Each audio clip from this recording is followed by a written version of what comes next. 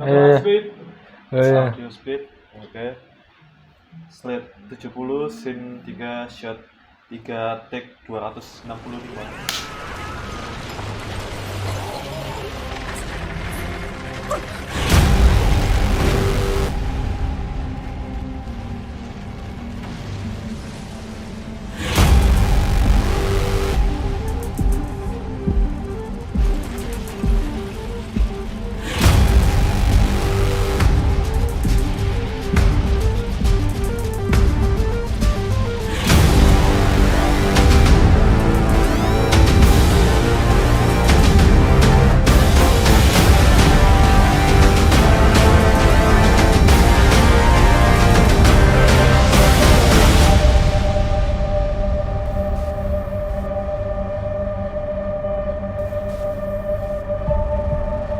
Dalam Attack on Titan, salah satu adegan yang paling kuat secara visual adalah rumbling. Adegan ini menampilkan barisan World Titan yang bergerak serentak dan menghancurkan wilayah manusia dalam skala besar.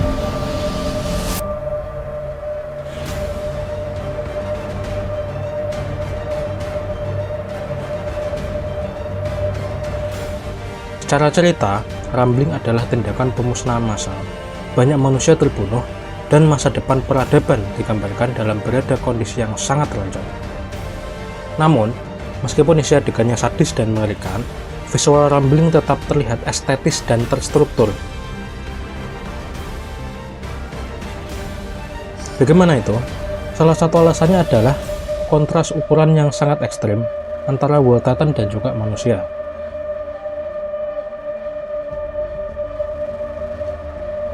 World Titan digambar jauh lebih besar dibandingkan bangunan, lanskap, dan tubuh manusia.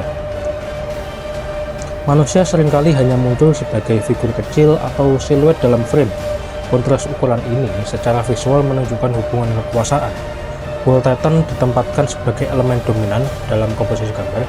Manusia ditempatkan sebagai objek yang tidak memiliki kontrol atau kemampuan untuk melawan.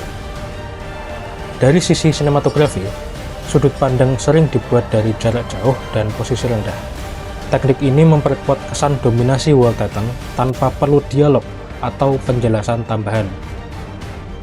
Gerakan World Titan juga digambarkan konsisten dan berulang tanpa variasi emosional. Pilihan warna cenderung gelap dan netral, langit digambarkan tertutup, asap dan awan, lingkungan terlihat rusak dan tidak stabil. Visual ini menyampaikan kehancuran tanpa menampilkan detail kekerasan secara eksplisit. Secara emosional, penonton juga mengalami dua respons yang muncul bersamaan. Di satu sisi, ada ketertarikan visual terhadap skala dan keteraturan gambar. Di sisi yang lain, ada kesadaran bahwa yang ditampilkan adalah kehancuran kehidupan manusia dalam jumlah yang sangat-sangat besar. Respon emosional ini sesuai dengan pembahasan dalam kajian akademik tentang horor dalam artikel Horror and Its Effects yang dimuat di The Journal Aesthetic and Arts Criticism. Dijelaskan bahwa karya horor berfungsi untuk memicu respons dan emosi negatif tertentu pada penonton.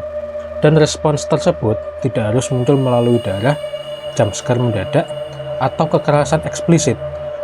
Penelitian tersebut menekankan bahwa pengalaman visual yang terkontrol dan konsisten dapat menghasilkan dampak emosional yang sangat-sangat kuat. Hal ini menjelaskan mengapa rumbling tetap efektif sebagai adegan horor meskipun disajikan dengan komposisi visual yang rapi dan teratur. Rumbling tidak digambarkan sebagai pertarungan yang seimbang, ia ditampilkan sebagai proses penghancuran satu arah. Visual mendukung pesan cerita tanpa perlu penjelasan verbal dan berlebihan. Keindahan visual dalam adegan ini tidak menghilangkan unsur kekerasannya. Sebaliknya, visual yang terstruktur membuat penonton lebih menyadari besarnya dampak yang sedang terjadi.